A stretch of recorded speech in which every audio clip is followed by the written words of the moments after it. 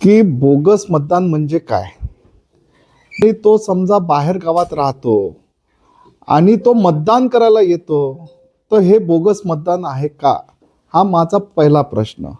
मग समजा ह्या प्रश्नाचं हो उत्तर असेल तर आदरणीय अनिल देशमुख साहेब, जे ते माझे पितातुल्य आहेत, त्यांचे चिरंजीव सलीलजी ही नागपुरात राहतात, पण त्यांचं मतदान कुठे आहे? तर मला असं वाटतं काटोल मतदारसंघात आहे. मग ते स्वतः नागपुरात राहतात आणि त्यांचं मतदान तिकडे आहे, तर हे बोगस मतदान झालं का, असा प्रश्न मला आदरणीय देशमुख साहेबांना आहे. आणि आपण मूळ समजून घ्या की हिंगणा मतदारसंघ जो आहे याच्यामध्ये MIDC, मी वारंवार सांगितलं आहे, इथे MIDC आहे. MIDC मध्ये काम करणारे लोक काही दिवस येतात, काम करतात, काम जमलं भेटलं तर ठीक आहे, नाही तर ते परत आपल्या मूळ गावी जातात. आणि जेव्हा मतदानाची नोंदणी होते तेव्हा लोक इथं मतदान करतात. आता काही लोक वापस जातात, काही लोक तिथंच थांबतात. आणि हा सगळा वारंवार विषय विरोधकांचा आहे. मी आपल्याला सांगू इच्छितो की येणाऱ्या 21 तारखेला त्यांना आत्ताच पराभव दिसला आहे आपला. आमच्या जे महाविकास आघाडीचे जे काही सहभागी लोक आहेत त्या लोकांना आजच कळलेलं आहे की आपला मोठ्या प्रमाणात पराभव होणार आहे. आणि म्हणून हे आज बोगस मतदान करणार आहे आणि 22 तारखेला हे EVM वर आपलं खापड फोडणार आहे.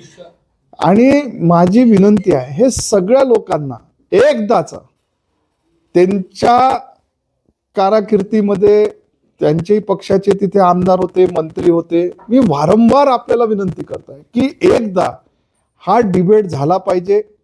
त्यांचे 15 वर्ष, माझे 11 वर्ष, 5 वर्ष अधिक आदरणीय आमचे माजी आमदार घोडमारे साहेब जे आज दुसऱ्या पक्षात आहेत त्यांचे 5 वर्ष, असं 16 वर्षाचं त्यांचं विकास कामाचा आराखडा त्यांनी सादर केला पाहिजे. आणि 11 वर्षाचा विकासाचा आराखडा मी सादर करतो. आपण सामान्य लोकांना जाऊन विचारा की 2014च्या नंतर मतदारसंघामध्ये विकास कामं मोठ्या प्रमाणात सुरू आहे की नाही आहे. आणि विकास कामावरच प्रभाव होऊन करोनाच्या काळामध्ये केलेले आम्ही जनसेवा, विकास कामं, अडीअडचणीमध्ये आम्ही धावून जाणारे लोक आहोत. आणि हे सगळं बघून लोक आम्हाला मतदान करतात. तर आपण समजलं पाहिजे की विरोधकांना माझी आपल्याला विनंती आहे की आपल्याला संधी होती, आपलं सरकार होतं, आपण तेव्हा लोकांची सेवा करण्यामध्ये आपल्याला अपयश आलं. तर म्हणून हे नवीन नवीन रोजचे नाटक करणं बंद करा आणि त्यांना जे काही संधी आताही आहे त्या संधीचं त्यांनी सोनं करावं असा माझा त्यांना सल्ला आहे. तुषार सरोदे नावाचे भाजपच्या महामंत्री आहेत, त्याच्या संगमतांनी जे आहेत समीर बेदी यांनी जे आहेत बोगस मतदानात 2000 रुपये देऊन ते बोगस मतदान केल्याचा आरोप सुद्धा तुमच्यावर त्यांनी लावलेला आहे. आज मी समजा असं खोटे आरोप लावलं की आदरणीय देशमुख साहेबांनी 500 मतं हे बुट्टीबुरीला पाठवले 2-2, 3-3 हजार रुपये देऊन, तर ह्यांना काही मान्य आहे का? ह्या सगळ्या खोट्या नेरेटिव्ह कृपया करून बंद करा आणि एकदा डिबेट माझ्यासोबत हिंगणा मतदारसंघामध्ये त्यांनी स्थळ ठरवलं पाहिजे, त्यांनी गाव ठरवलं पाहिजे, त्यांनी वेळ ठरवलं पाहिजे. त्या ठराविक वेळेवर जागेवर मी माझा 11 वर्षाचा विकास आराखडा आणि त्यांनी त्यांचे 20 वर्षाचा आराखडा हे सादर केलं पाहिजे आणि मग जनतेला कळेल. या संपूर्ण प्रकरणामध्ये मतदार याद्यांमध्ये घोळ आहे हे देवेंद्र फडणवीस यांनी सांगितलं. त्यामुळे हा सगळा मतदार याद्यांमधला घोळ आहे यावर काय म्हणणार? हे बघा, मग असं आहे का त्यांचे कार्यकर्ते झोपले होते?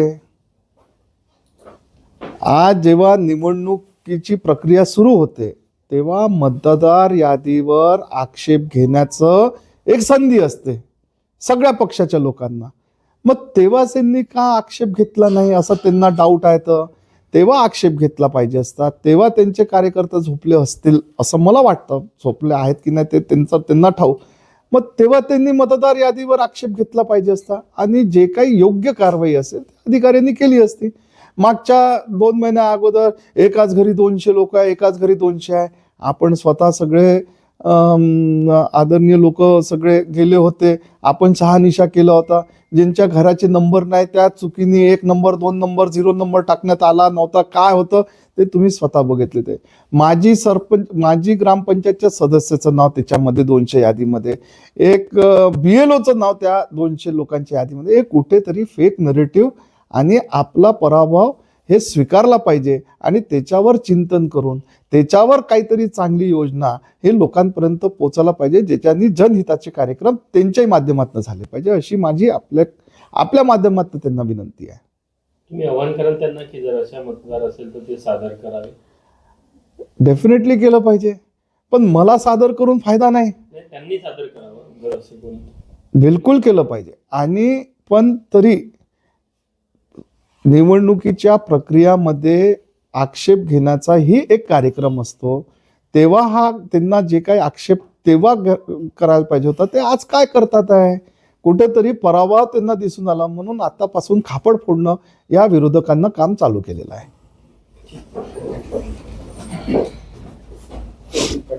बेटा